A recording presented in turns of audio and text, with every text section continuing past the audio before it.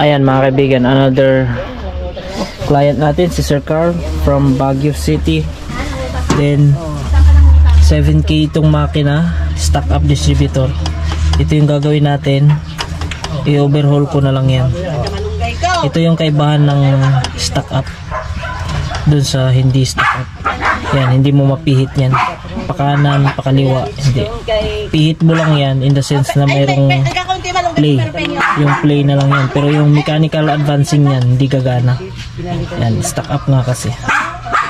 Check natin kung kaya nating i-revive yung kanyang mechanical.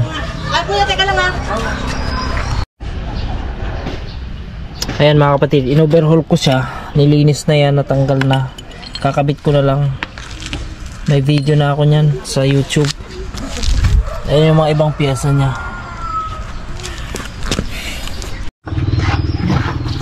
So mga kaibigan, na-overhaul na natin. Yan o.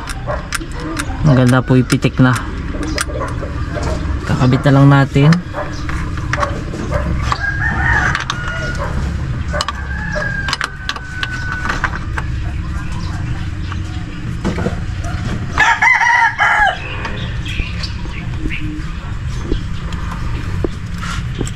Yun. Kabit natin ang tama.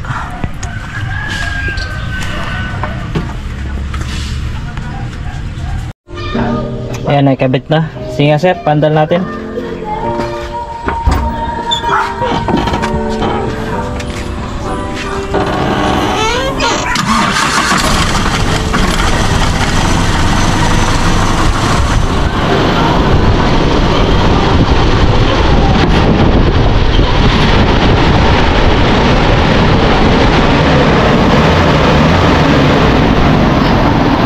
Check natin yung timing.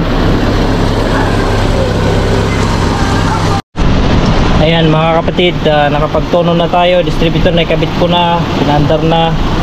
So tuning na lang tayo medyo konti sa carburetor. Pinakamataas air and fuel mixer screw, tapos pinakamataas na reading doon.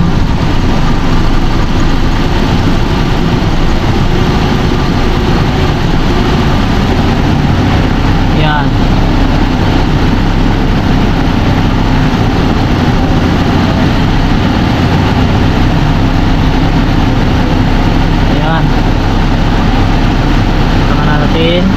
Babaan dito.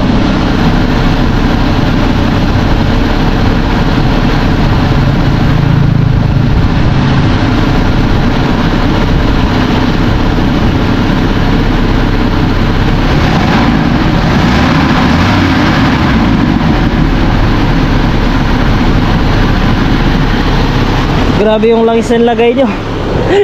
Hanggang dun sa ayun yung nag-click siya dyan sa ano. Nag-click naman sa may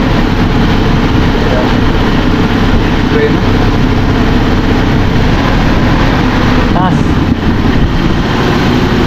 Ayan, 78 mga kaibigan. Okay, test drive natin. Anong feedback mo kay sir? Yan naman yung atak lumanda, saka wala na yung delay. Wala na. As of now, wala pa tayong confirmation dun sa kain ng gas. Pero na... tsaka ko nyan, kung dati 8 to 10 kilometers per liter, ngayon mga siguro 9 to 11 na. Hindi mga nasa ano na yan, mga 8 to 13 na naglalaro ng ganyan. Pero pag dito ka lang sa Patag, aabot yan kahit hanggang 15 kilometers per liter.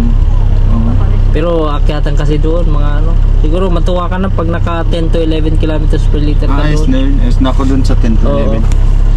Sige. Salamat sir. When.